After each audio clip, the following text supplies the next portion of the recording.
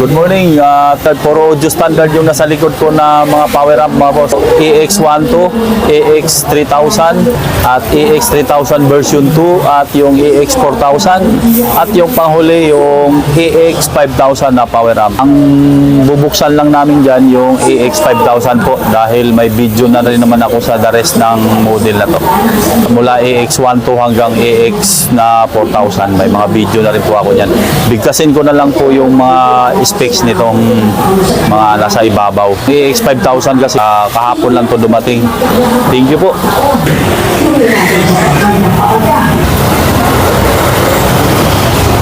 Okay, Jess. So, assist mo ako sa specs nitong mga to.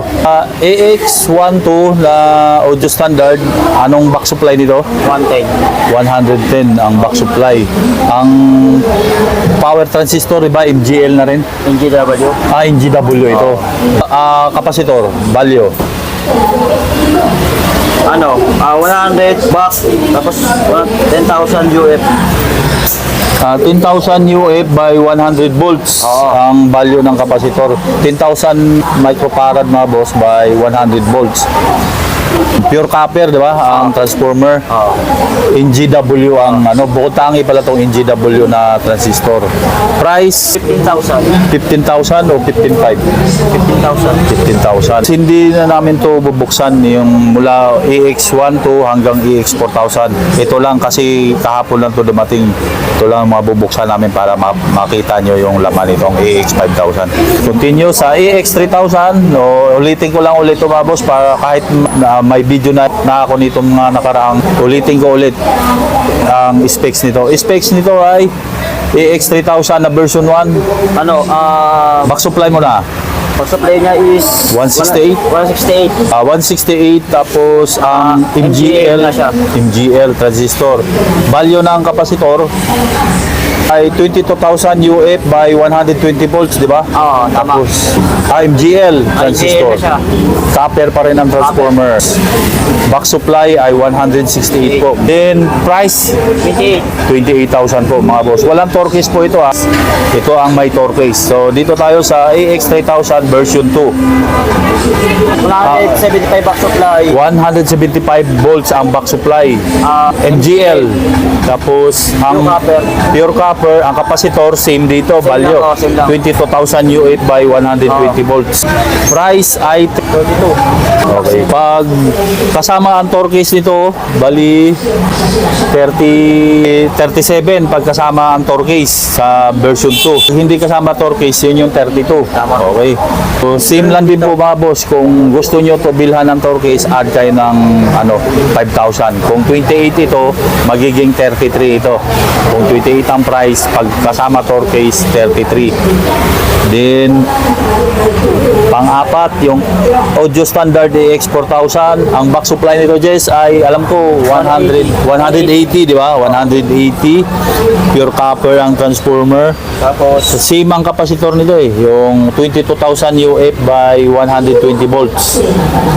Tapos MGL ang power transistor, copper na rin po yan.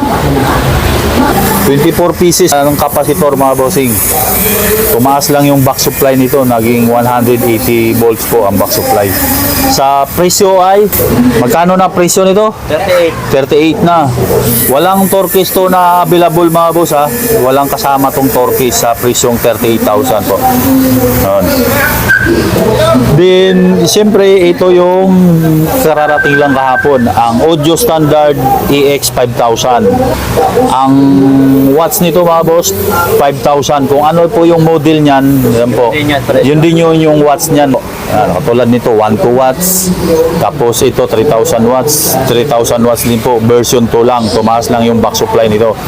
4,000 watts. RMS po yan, kabilaan. 4,000 bawat channel. Ito, 5,000 watts bawat channel.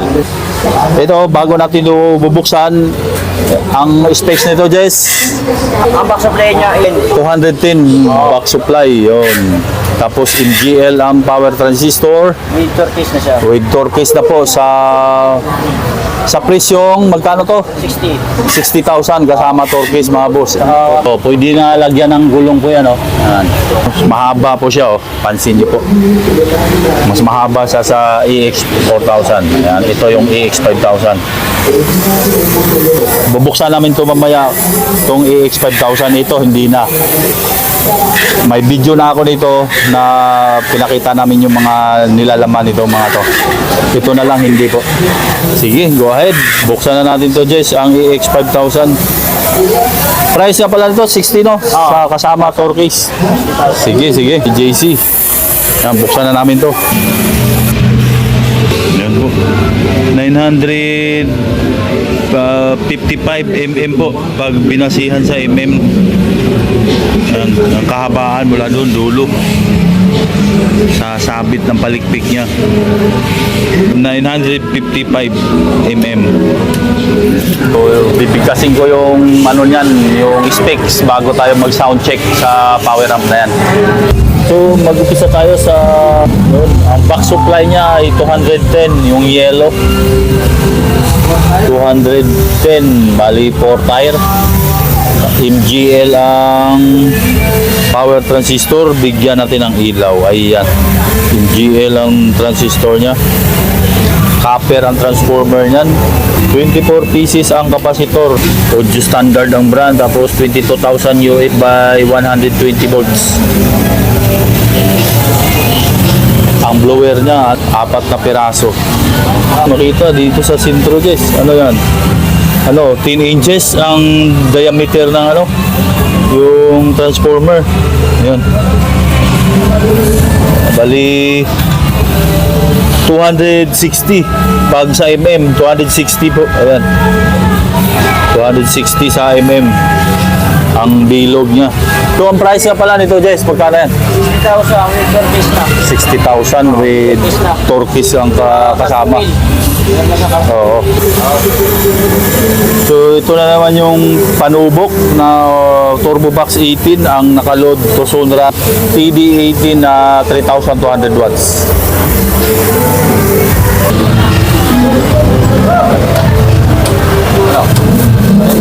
Yung switch niya, breaker type na rin yung switch niya. Price na 60,000 mga boss, hindi po naka-revise yun ha. 60,000 kasama na yung torques niya.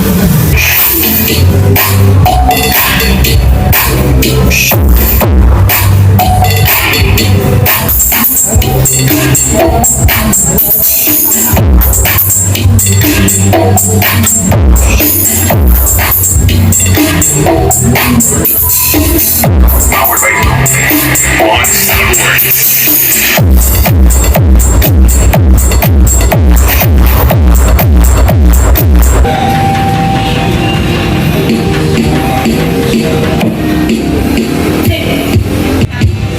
John Vincent Orever.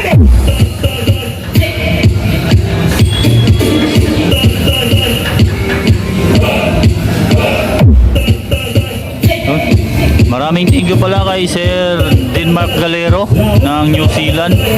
Thank you pala kay Nick Erizano ng Rodriguez Rizal. Maraming salamat po sa inyo mga bossing sa pagpapasuyo sa akin. Thank you po.